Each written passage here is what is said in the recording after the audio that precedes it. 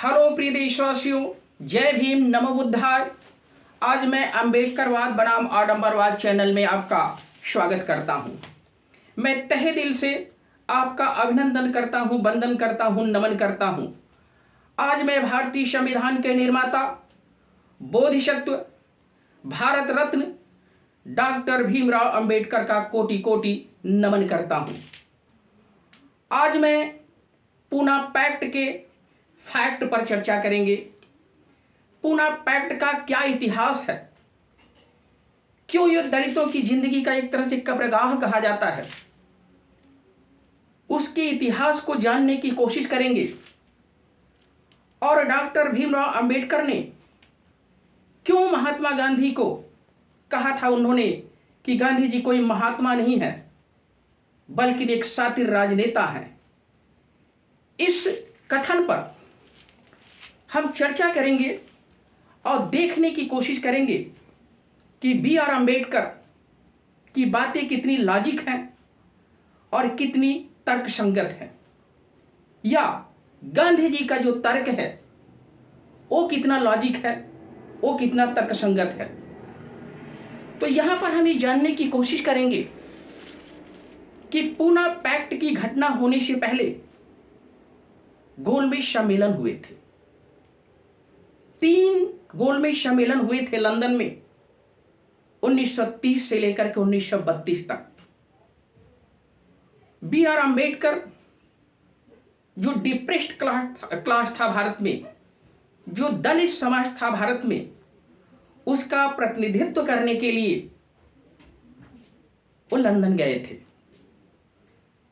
हालांकि उसमें कांग्रेसी नेता भी प्रथम और द्वितीय गोलमेज सम्मेलन में गए थे। हालांकि तृतीय जो गोलमेज सम्मेलन हुआ था उसमें कांग्रेसी नेता नहीं गए थे। लेकिन बी आर अम्बेडकर एक ऐसे शख्स रहे, एक ऐसे इंसान रहे जो सभी गोलमेज सम्मेलन में उन्होंने भाग लिया। आखिर गोलमेज सम्मेलन हुआ क्यों? ये राउंड टेबल पर बैठ करके बी आर अम्बेडकर ने जो तथ्य रखा वो क्यों रखा? तो गोलमेज सम्मेलन जो हुए थे भारत में संवैधानिक सुधार को लेकर के हुए थे। और बी आर अम्बेडकर भारत में जो जातिगत व्यवस्थाएं थी, जो कास्टिसिज्म था, जो डिप्रेस्ड क्लास भुगत रहा था, उस बात को गोलमेज सम्मेलन में उन्होंने रखा।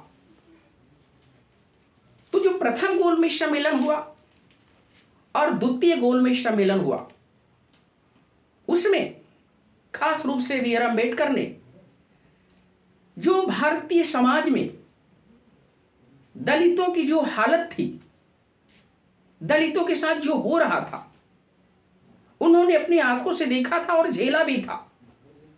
क्योंकि बी आर अम्बेडकर बचपन से लेकर के जवानी तक उन्होंने जो जातिगत व्यवस्थाओं को भारत में झेला था या देखा था, उसी बात को वो गोलमेज सम्मेलन में रखने में कामयाब रहे।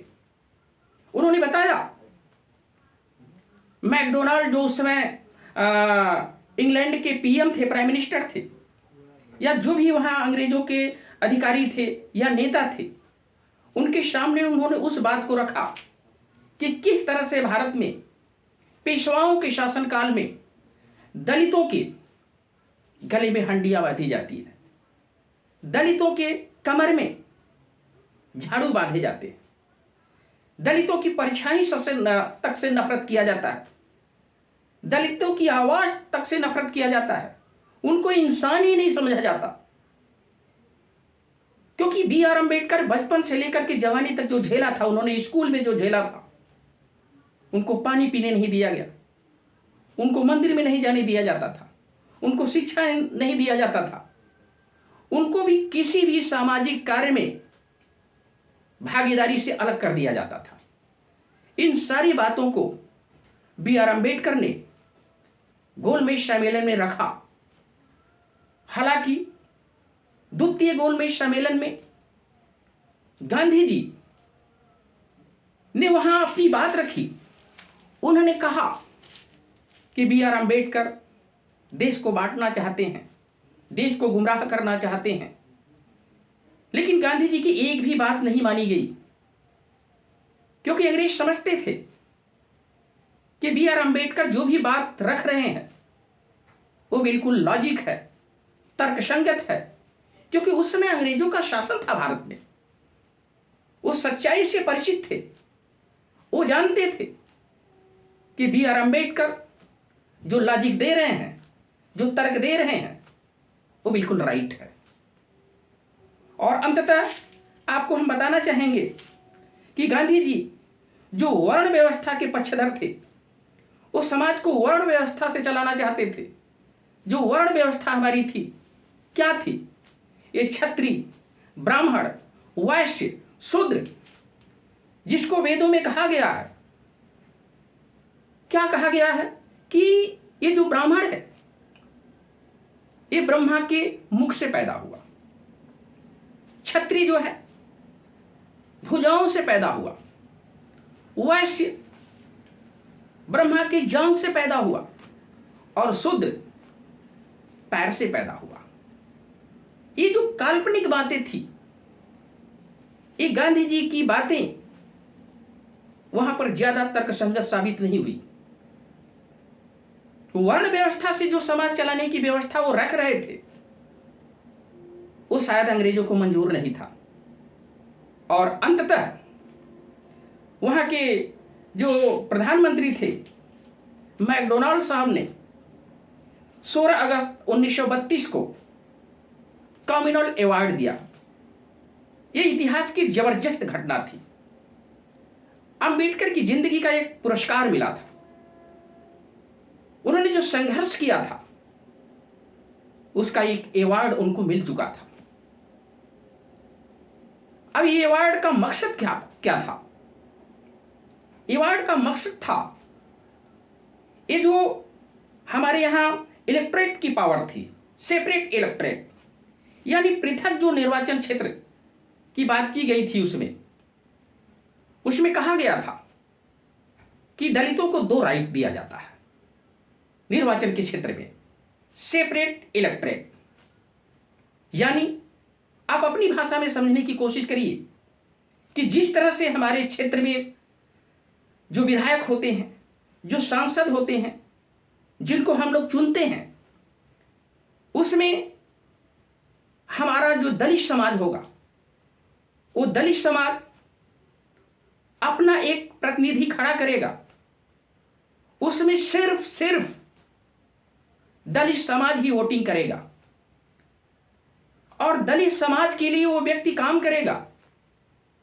वो किसी पार्टी का चमचा नहीं होगा, वो किसी पार्टी का गुलाम नहीं होगा।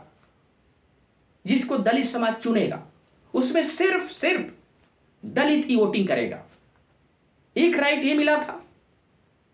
और दूसरा राइट क्या मिला था?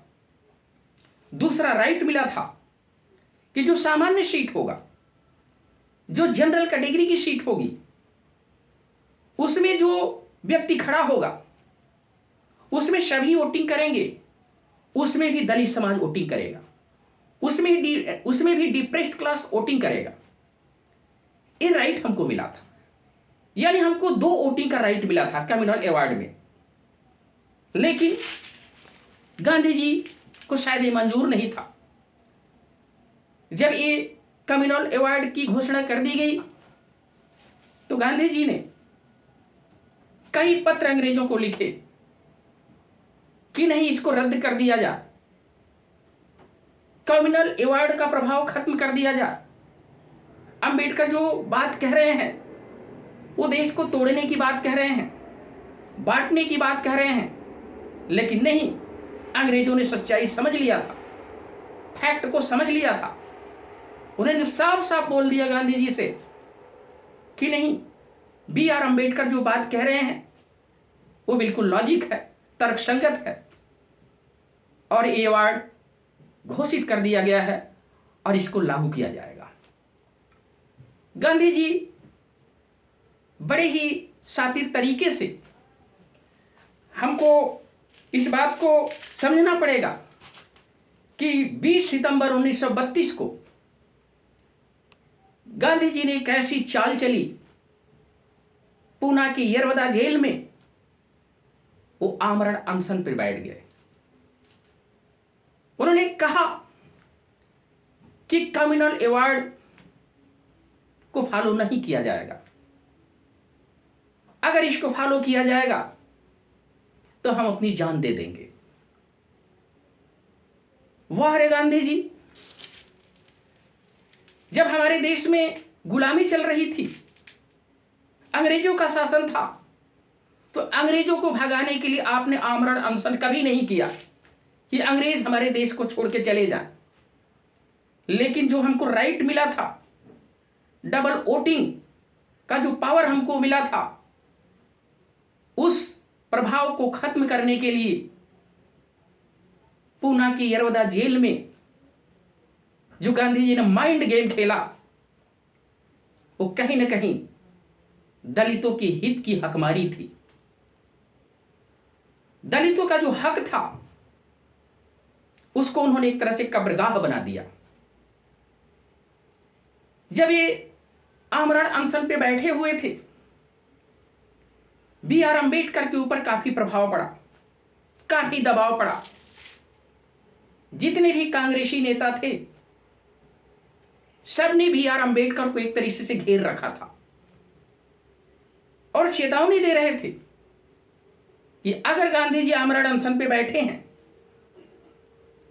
अगर उनकी स्वास्थ्य को कोई क्षति पहुंचती है या उनकी जान चली जाएगी, तो बी.आर. अम्बेडकर आपके डिप्रेस्ड क्लास को, सवर्ण लोग, जो जनरल कैटेगरी के लोग हैं, वो छोड़ेंगे नहीं। दलित समाज को आग लगा दिया जाएगा अगर गांधी जी की मृत्यु होती है तो। देश में जगह जगह दंगा हुए, जगह जगह गोष्ठियां की गई, समाचार पत्रों में निकाला गया कि अगर गांधी जी को कुछ हो गया तो बी.आर. अम्बेडकर और बी.आर. अम्बेडकर के समाज के लिए बहुत ही अशुभ होगा। बी.आर. अम्बेडकर समय के नजाकत को समझने में काफी माहिर थे, वैसे टैलेंटेड थे, जिनके पास 32 डिग्रियां हो, 9 भाषाओं की ज्ञाता हो, वो समय की नजाकत को समझते थे और बड़ी ही लगन और बड़ी परिश्रम से उन्होंने कम्युनल अवार्ड पाया था और दलितों की जिंदगी का एक सुनहरा अवसर था। तो बी.आर. अम्बेडकर उसमें बहुत ही मानसिक टॉर्चर में थे, मेंटली हैरेसमेंट किया जा रहा था उनका। गांधी जी को कहा जाता है कि अहिंसा के पुजारी थे। व्हाट है गांधी जी? बी.आर. अम्बेडकर को गांधी जी ने मानसिक टॉर्चर दिया, साइकोलॉजिकल प्रेशर दिया, यहां तक कि अंबेडकर को धमकी भरे पत्र भी दिए गए। और एक बड़ा ही इमोशनल क्षण आया है उस समय, जिस समय गांधी जी यरवदा जेल में अनशन कर रहे थे। उनकी वाइफ गांधी जी की कस्तूरबा जी बी.आर. अम्बेडकर के पास पहुंची हैं और झोली फैला करके अपनी सुहाग की भीख मांग रही हैं और कह रही हैं कि अम्बेडकर जी, हमारे सुहाग को बचा लीजिए, गांधी जी की बात मान लीजिए, अगर मेरे सुहाग को कुछ हो गया तो मैं विधवा हो जाऊंगी। अंबेडकर जी को उस समय समझने की कोशिश करिए, हम भारतीय लोग हैं, इतना बड़ा देश का विद्वान, दुनिया का इतना बड़ा विद्वान बी.आर. अम्बेडकर बड़ी ही मानसिक प्रेशर में थे। उनका साथ देने वाला कोई नहीं था, सब के सब उनके विपक्ष में खड़े थे। ये थी वर्ण व्यवस्था। यानी वर्ण व्यवस्था को कायम करने के लिए जो गेम खेला जा रहा था, बी.आर. अम्बेडकर बड़े अच्छी तरीके से समझ रहे थे, लेकिन अपने दलित समाज को मरते हुए भी नहीं देखना चाहते थे। वो जानते थे कि अगर गांधी जी की जान जाती है तो हमारा दलित समाज सुरक्षित नहीं रह पाएगा। इस सवर्ण जाति के लोग हमारे समाज को बहुत क्षति पहुंचाएंगे। जगह जगह दंगे हो जाएंगे। जिस दलित समाज के लिए मैं फाइट कर रहा हूं, स्ट्रगल कर रहा हूं, उस समाज ही मेरा खत्म कर देंगे। अंततः बड़ी दुखी मन से बी आर अम्बेडकर यरौदा जेल पहुंचते हैं और गांधी जी से एक बात कहते हैं। गांधी जी, आप ठीक नहीं कर रहे हैं। मेरे दलित समाज के साथ जो आप कर रहे हैं, इससे उनका भविष्य अंधकार में हो जाएगा। उन्होंने अपनी बात को बड़ी ही लॉजिक तरीके से उनके सामने रखा, लेकिन गांधी जी ने भी अपनी बात रखी। गांधी जी ने कहा कि बी आर अम्बेडकर अलग मत हो, देश को बांटो मत। अगर देश को बांट दोगे तो हम अंग्रेजों से लड़ नहीं पाएंगे, हम गुलामी से निजात नहीं पाएंगे। लेकिन बी आर अम्बेडकर सारी बात को समझते थे। लेकिन इतना तो आभास था बी आर अम्बेडकर को कि अगर हम यहां बात नहीं मानते हैं तो इसका परिणाम हमारा डिप्रेस्ड क्लास, हमारा अछूत समाज भुगतेगा। दंगे हो जाएंगे, हालात सही नहीं रहेंगे। इस पूर्वानुमान का आभास करते हुए बी आर अम्बेडकर ने पूना पैक्ट पर साइन किया, जिसकी तारीख थी 24 सितंबर 1932। तो 24 सितंबर 1932 को यरौदा जेल में बी आर अम्बेडकर बड़ी दुखी मन से रोते हुए, बड़ी पीड़ा थी उनको, बड़ा कष्ट था, क्योंकि बी आर अम्बेडकर जातिगत व्यवस्थाओं को खुद झेले थे। उन्होंने साइन किया, लेकिन एक बात उन्होंने कहा उस समय, कहा कि अगर हमें इस इलेक्टोरेट पावर से वंचित किया जा रहा है तो हमें रिजर्वेशन दे दो। अगर हमारा रिजर्वेशन नहीं माना गया तो हम कतई साइन नहीं करेंगे, हम बात आपकी नहीं मानेंगे। उस समय कांग्रेस के जो भी बड़े नेता थे, मदन मोहन मालवीय से लेकर के तेज बहादुर सप्रू तक, सबने गहन मंथन किया और बी आर अम्बेडकर की वो बात मान गए जो उन्होंने रिजर्वेशन पर किया था। बी आर अम्बेडकर ने रिजर्वेशन को तो हैंडल कर लिया। ये भी एक बहुत बड़ी जीत थी, क्योंकि बी आर अम्बेडकर समय की नजाकत को समझने में और समय की नजाकत को सॉल्व करने में he was so expert, he was a talented man. उन्होंने रिजर्वेशन को कंट्रोल किया और वहां उन्होंने बात भी रखी,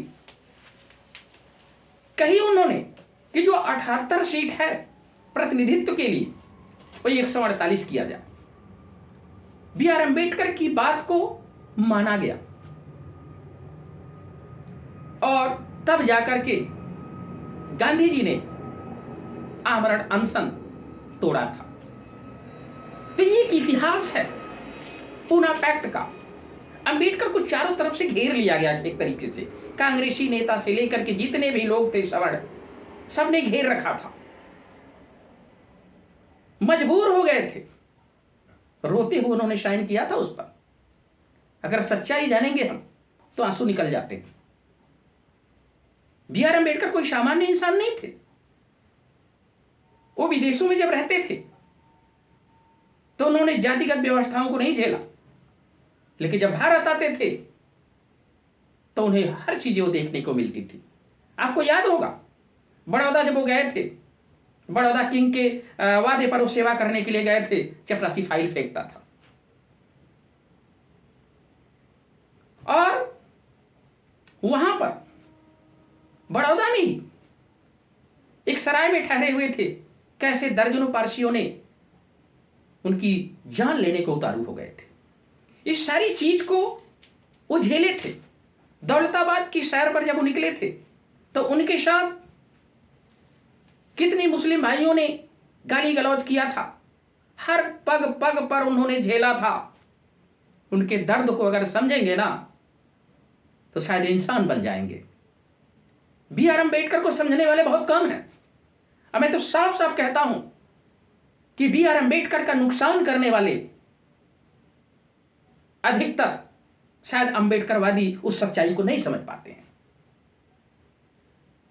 एक चीज और इसमें देखा जाएगा कि गांधी जी ने जो ये 1932 में यरवदा जेल में दोनों आमरण अनशन कर रहे थे वर्ण व्यवस्था को लेकर के, उस पर B.R. अम्बेडकर ने जबरदस्त तरीके से गांधी जी को घेर रखा था। उन्होंने कहा था, बड़ा ही लॉजिक बात है, समझने की कोशिश करिए इसमें। उन्होंने कहा था, गांधी जी आप वर्ण व्यवस्था से समाज को चलाना चाहते हैं।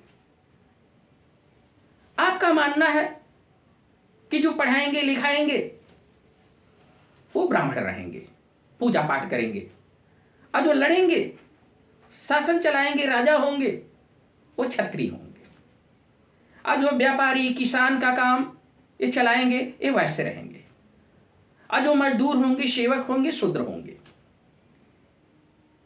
लेकिन उन्होंने गांधी जी से प्रश्न किया, कहा गांधी जी ये भी बता दीजिए आप कि आप तो वर्ण व्यवस्था पे समाज को चलाना चाहते हैं, लेकिन आप खुद वर्ण व्यवस्था को नहीं मान रहे हैं।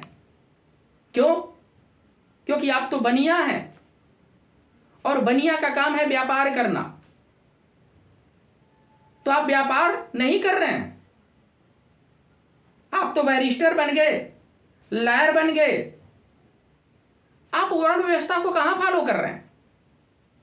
उन्होंने घेरा गांधी जी को इस पर और कहा कि वर्ण व्यवस्था कर्म के आधार पे होता है, जन्म के आधार पे नहीं होता। अगर कोई दलित समाज का व्यक्ति, उसके अंदर काबिलियत हो लड़ने की, उसके अंदर काबिलियत हो पढ़ाने की, उसके अंदर काबिलियत हो हर वो काम करने की जो क्षत्रिय कर सकता है, जो ब्राह्मण कर सकता है, तो क्या आप उसको ब्राह्मण क्षत्रिय मानेंगे? या कैसे आप निर्धारण करेंगे कि एक छोटे वर्ग के समाज का लड़का अगर उसके अंदर काबिलियत है तो उसको कैसे किसी एग्जाम के माध्यम से या कैसे उसको वेरीफाई करेंगे कि समाज का एक टैलेंटेड लड़का है, ये आज दलित नहीं रहा, ये क्षत्रिय हो गया, ये ब्राह्मण हो गया? क्वालिटी क्यों नहीं पहचानते?